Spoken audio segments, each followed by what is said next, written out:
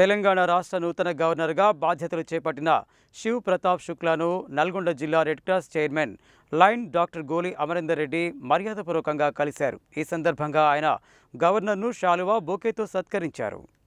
తెలంగాణ రాష్ట్ర నూతన గవర్నర్ శివ్ ప్రతాప్ శుక్లాను నల్గొండ జిల్లా red cross chairman line doctor గోలి అమరేందర్ రెడ్డి సోమవారం మర్యాదపూర్వకంగా కలిశారు.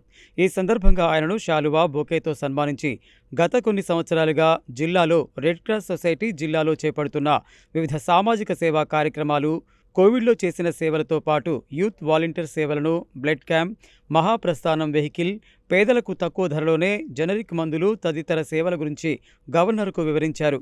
అలాగే జిల్లాలో వెనుకబడిన ప్రాంతమైన ఆదివాసులు ఉన్న దేవరకొండ డివిజన్ను పర్యటించవలసిందిగా ఆహ్వానించడం జరిగిందని నల్గొండ జిల్లా red cross chairman line doctor గోలి అమరేందర్ రెడ్డి తెలిపారు.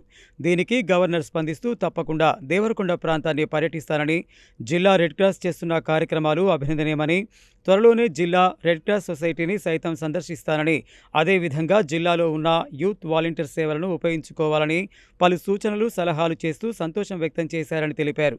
ఈ కార్యక్రమంలో వివిధ జిల్లాల చైర్మన్లు తదితరులు పాల్గొన్నారు.